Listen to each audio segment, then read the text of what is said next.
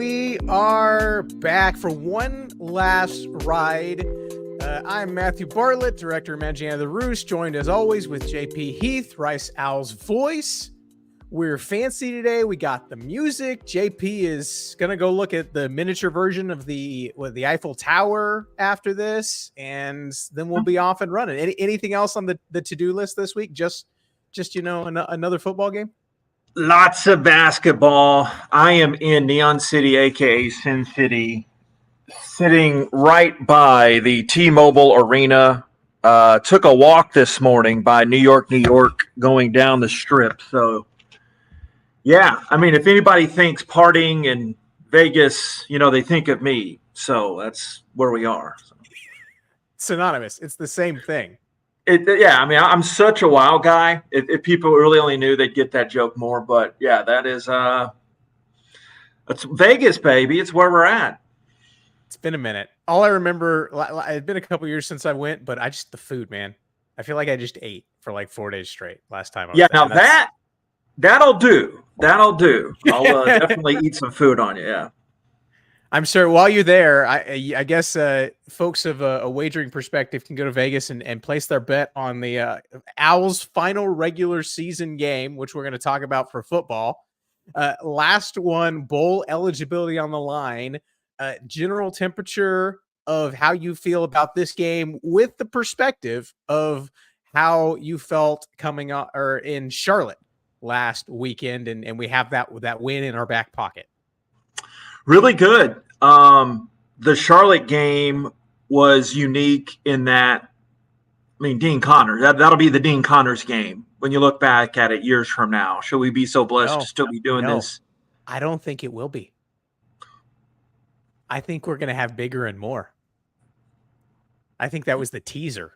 Okay, good. So not just mutually exclusive, but at least that'll be the game that really got it going. And that was everything that they wanted to do. And that gave me okay, this dog will hunt, that works. That's exactly what they wanted to do. And it worked to near perfection.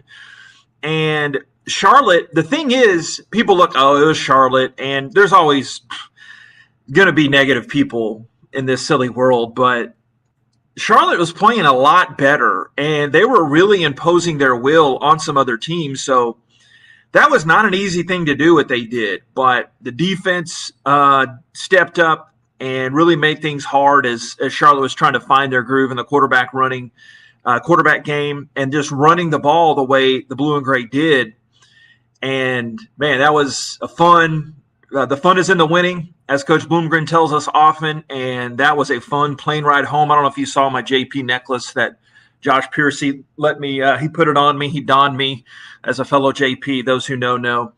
That was fun, and I feel very confident going against FAU from a sense that the way the Owls are playing, the Rice Owls are playing, which probably means we have no idea what we're talking about because we never really know anything. A spoiler there. We never know anything. So. Yeah, absolutely. I think it's interesting. I talked with some folks, going into the Charlotte game, and I said, can someone explain to me what happened when they played Memphis and took Memphis to overtime, who's, a win away potentially from being in the conference championship game this weekend? We can talk about that mess later, but yeah, the sense I heard was that, if you can't stop the run and you don't have good corners, you could be in trouble against Charlotte. And lo and behold, Rice can stop the run, and they have, there was some concerns from me going into the season about the secondary. You lose so many veteran guys, especially at the safety position, and then you lose Jordan Dunbar before the year. You got a thin corner room. I was just like, I don't know, man. I'm scared. And Rice has elite corner play. And man, that made a difference against Charlotte. I think it's going to make a difference again against FAU, especially when you consider the quarterback state of the FAU room. And, Rice has their own gripes with what the Rice quarterback situation has been in recent weeks and years. It feels like we always get to this point of November and we don't know what's going on, but FAU is no better. So, spin this forward. FAU coming in, nothing to play for. How does this kind of change your perspective when you approach a game that you're calling it? Do you feel any more or less confident or interested when it's a dead end game for somebody, or does that make you more worried for Rice? Short answer, if I had to choose between those two, definitely the second, because not to get all corny, but I never take a broadcast for granted. And with Rice still so much to play for, that makes it all the more sweeter. But I was like, you know what? When I was crunching the numbers, doing dangerous broadcast math last night, like, the whole trend, boy math, girl math, numbers guy math, whatever job it is you do, Matthew. What's JP math? Yeah, JP math is, man, if we haven't been doing this long enough to say everything matters. And then on a Bloomgren sense, the way we speak Bloomgren and the guys speak Bloomgren, that it's a process. You're never guaranteed. This is 1 of 12. Everybody does their 1/11th, all that jazz. But this is the biggest game of the season right now. I can almost guarantee while I'm out here in the Neon City, aka Sin City, for the day job, it is this matters so much. Yeah, so I understand the texture of your question, but yeah, this is a big one. This is a big one, as we used to say in my former small town dwellings. Yeah, and we skip forward. We look at FAU specifically. I think it's interesting because where we've seen Rice, I feel like, struggle this year has been against the top end wide receivers in the conference. They've played some really good quarterbacks and played them pretty well, but specifically it's been those dudes. I've already blanked out his name and everything that happened from the USF game, but their top guy, and had a couple along the way. And I asked somebody on the FAU beat this week, I said, so tell me about this team. And he said, well, there's LeJontay Wester and that's it. and he wasn't being facetious. It is LeJontay Wester and that's it. But LeJontay Wester, do you have those numbers in there? Okay, that's combined career yards, but just this season alone, he's been targeted 140 some odd times. He has 100 receptions in 11 games. So that's 10 a game or so, and 8 touchdowns. Everybody in the stadium knows the ball is coming to this one guy. That's it. Next closest receiver has 35 catches. That's it. Is there anybody else on this depth chart that we need to talk about, JP? Yeah, there's a couple. We'll get to the quarterbacks and some of the backs first. By the way, Naeem Simmons, I believe, is the name you're looking for the USF Bulls. And no, I've erased it. He doesn't exist anymore. Just a myth. Yeah, Mandela effect, right? All that. Yeah, I think the one pulling up the other part of Bordy here. The one that caught my name was Tony Johnson. I don't have the numbers in there. But yeah, it's all about Wester. He holds the school record. And again, this is a program not to short sight Wester here, but it's a program that has existed since the century. They played no ball in the 1900s until Howard Schnellenberger did a really good job getting it off the ground. But most receptions, most receiving yards, and receiving touchdowns. And that's just the big 3 categories. He is going to play in the NFL someday. So the difference with him compared to Simmons, I think, of USF that we referenced earlier, is that, by the way, his position coach, David Beatty, former wide receiver coach at Rice, when Tom Herman was the OC, and David Beatty later went on to Kansas. Little minor history lesson there of Rice football for those that don't know. But the puzzling things to me sorry, hopped up on caffeine after the morning walk. The puzzling thing to me, Brother Bartlett, is the last 2 weeks, 2, they've combined for 15 points. They had 7 against ECU, 8 against Tulane. Before that, even with Casey Thompson going down with injury, they had averaged 37 points their previous 4 games. So what happened? We'll know more closer to kick, but something there happened. Tom Herman's a fantastic coach. Something happened there where they just lost some wind out of their sails, and you're playing ECU at the bottom of the standings and Tulane at the top. But yeah, the start of that windy road was talking about Wester. He can get it in the slot. He can get it over the top. He's like, dare I say, if there is a comparable speed guy in the conference to McCaffrey, he might be a tick above. Luke does a few things different, X's and O's wise, but man, when one is on the field, one is getting the ball for FAU, and they know how to feed their stars there. Yeah, and I think it's interesting is if I'm, and nobody's asked me to do this, but if I was game planning, how do you stop the FAU offense? I would throw 5 guys at Wester and let everyone else beat you. Like, kind of joking, but honestly, yeah, that's about what it is. And I think that's the danger of, well, you see an offense like this. If you can't stop Wester, no matter what you do, it doesn't matter. If you can contain Wester, which, by the way, Wester went for 4 receptions for 25 yards last year when these two teams played. It was a defensive slugfest that did not involve much second half points at all, if any. I'm trying to remember. I think it's a 17-14 finish. So, yeah, it's going to be interesting. He lines up in the slot. That's what makes him most interesting. And the matchups you can get, I'm circling what happens with DJ Arkansas over the middle of the field. I think that matchup, if there's anybody, in the middle of the field that can keep up with Wester, I think DJ might be the guy, and that might be interesting to see how Rice plays it, what kind of coverage schemes they have. But he's the big guy. You mentioned Tony Johnson. The backs, I want to get to. Larry McCammon is a guy that he came in, and I feel like some of these guys, man, we've said their names a couple years in a row now, but been there for a minute and was kind of supposed to be the dude, and has battled injuries and has been solid. But if you're looking for other guys, I joked about just Wester, but if we're looking for other guys who can be difference makers and get some chunk plays, he's one of the guys that has a little bit of juice in the running game. And we talked about Herman. He's going to want to try and run the football. Even if his best weapon is his receiver, he's going to try and run the football too. Yeah, no doubt. And with McCammon, I mean, Kobe Lewis will go in there. There is not, in fact, a Joe Blow. That's a placeholder on Bordy. But that would be funny if there actually was a Joe Blow mixed on there. But, yeah, it's mainly 2 guys they give us. Moved from John. Yeah.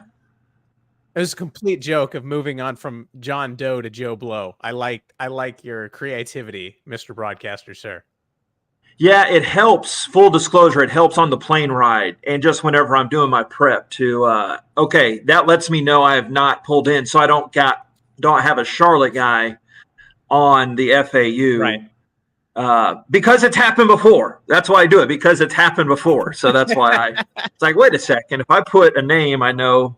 And sometimes I mess around. I'll put Matthew Bartlett, or I'll put, if a friend of mine went to an opposing school, I'll put his name in there. And anyway, what position does Matthew Bartlett play? I think you're a mean slot. I think you could be a good nickel corner to come in, kind of wreak some havoc. But you're not afraid to go over the middle still if you're back on the offensive side. So maybe a scat back, It's really kind of you. Yeah. Really kind. So yeah, FAU can still run the ball too. That's where we get out of all this. It's Wednesday before Thanksgiving, folks. What did you expect? Absolutely. If you're having a higher bar for a preview. Well, last piece of offense we need to hit on is quarterback. You mentioned Casey Thompson. I believe he went out week 3, and that's kind of when the wheels came off a little bit for FAU. They put some stuff together. It's going to be Daniel Richardson at quarterback for FAU this weekend for the most part. I have heard some whispers that we might get a little bit more of Michael Johnson Jr., who's more of a running threat.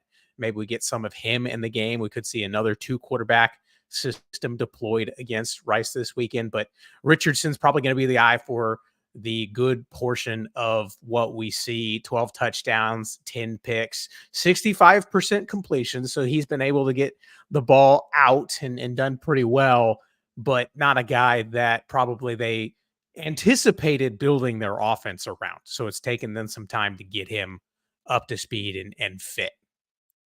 But, honestly, after going through the gauntlet that was Frank Harris and Preston Stone and Michael Pratt, the fact that it's just a guy, and I'm like not hating on Mr. Richardson at all, but the fact that it's not a transcendent dude at quarterback, I just feel so much better because we saw what this defense did for Rice against Trexler Ivy last weekend. It was not pretty. Well, it was pretty if you're a Rice fan. Yeah, and like we have broken the news in the past, we go really deep when JT Daniels was humming and going, and that's, oh, by the way, hopefully he could come back, and that we might talk about that towards the end, but this is generally focused on the opposition. But we've seen firsthand what kind of impact that can make on an offense. When you do have that dude, and I would say everything being equal, all right, this is quotable, and I truly believe this. I'm not saying this just because got the blue and gray glasses on here, but JT Daniels is better than any quarterback in pound for pound in the American Athletic Conference. Just throwing what his impact to this Rice team, and I'm not buffering here. Hopefully you can still hear me, or that would ruin my I got you. pause, No lies detected. Yeah, so that is the impact you can see. So I don't know the Daniel Richardson life story, but I do know they've got a head coach, Tom Herman, that knows his offense, and they're going to have a great game plan coming in here. Charlie Fry, former NFL quarterback, is their OC. So it's the first year of a program, and I still expect a dogfight here, or an owl fight, I guess, really. It has to be an owl fight, right? What's an owl fight called? Just an owl fight, or I don't know, but expect a tough one. There's some talons being thrown, I think. Yeah. I don't know. And like you mentioned, if I'm nervous about anything with the offense, it's the fact that Tom Herman's on the other sideline.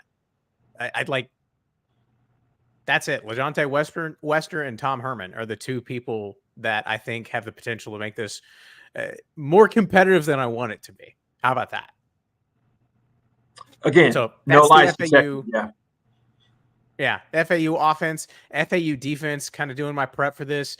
We're going to get here, and I think part of it with the portal era is just the fact that if someone sticks around for 2 years, it's okay. 3 years is a lot, but how is Evan Anderson still on this football team for FAU? If you remember, he was out for most of the good chunk of the early portion of the season for FAU. Last year, he came back. His first game was against Rice last year, and he was, man, you want to talk about a guy who prevented Rice from being able to do what they wanted to do. He was a problem in the middle of the field, as big honky nose tackles are. So Evan Anderson is a guy I'm circling.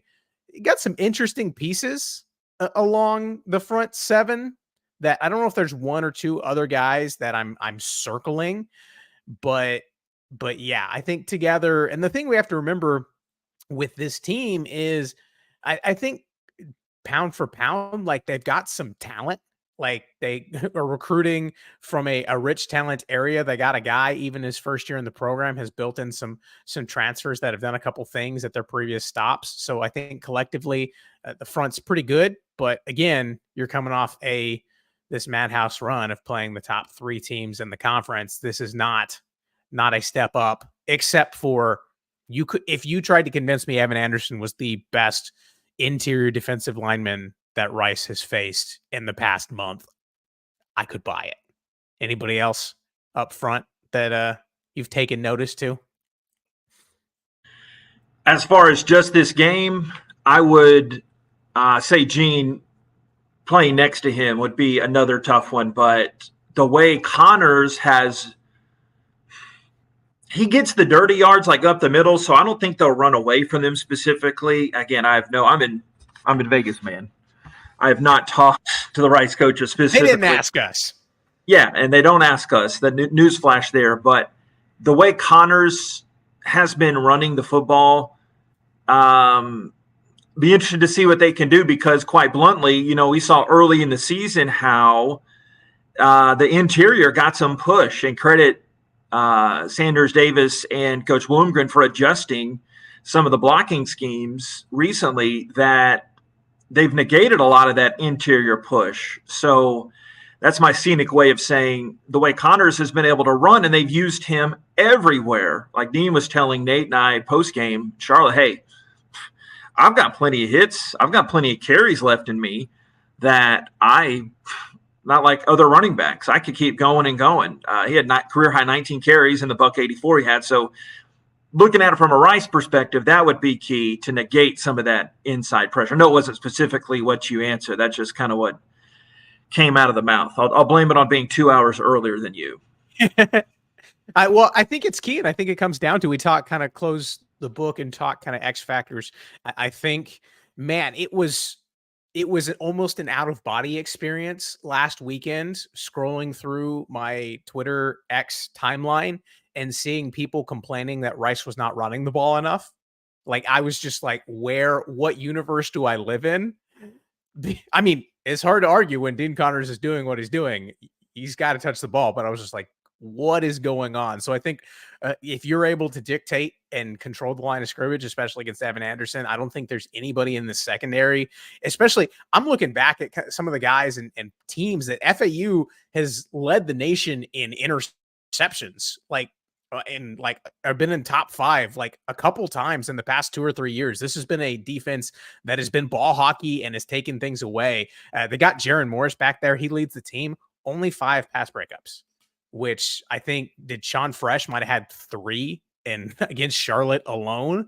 So we talked about the Rice corners earlier, but yeah, I think controlling the ground game is going to be important. And then whoever is playing quarterback, because the official marching orders as of time of recording is there's been no official change to the status of JT Daniels. When he is cleared, if he is cleared, he will play. But whoever is playing quarterback, Bloomgren did say Chase Jenkins is going to go, which I'm excited about that because he's only played 3. He can play 1 more, maintain his redshirt status, and keep that extra year of eligibility. Whoever is at quarterback, don't turn the ball over. Don't turn the ball over. Don't turn the ball over and run the football. The end. Did I miss anything? No. I mean, a lot of caveats too. I mean, we could just make up caveats, but with the potential seems likely. Let's just not dance around it, but they could still be a bowl team with 5 wins, because I saw Brett McMurphy tweet something about, and again, I defer to you, all-knowing Brother Bartlett, for my Rice info. As of right now, I think that the odds of them getting in as a 5-win team look probably better than they did last year. Yeah. I don't want that to be plan A, but I'm just, don't shoot the messenger. These are where we are right now. Yeah. And that, again, we say it over and over again, but we get new listeners and viewers and what I'm talking about. We get new all the time. Both. We don't know, though, like people see Rice and it's coming on the Rice accounts. We don't know what the plan is. The plan is to win this game, obviously, but that started with talking about JT. Maybe he could come back for a bowl game. That's where I was going to go with that.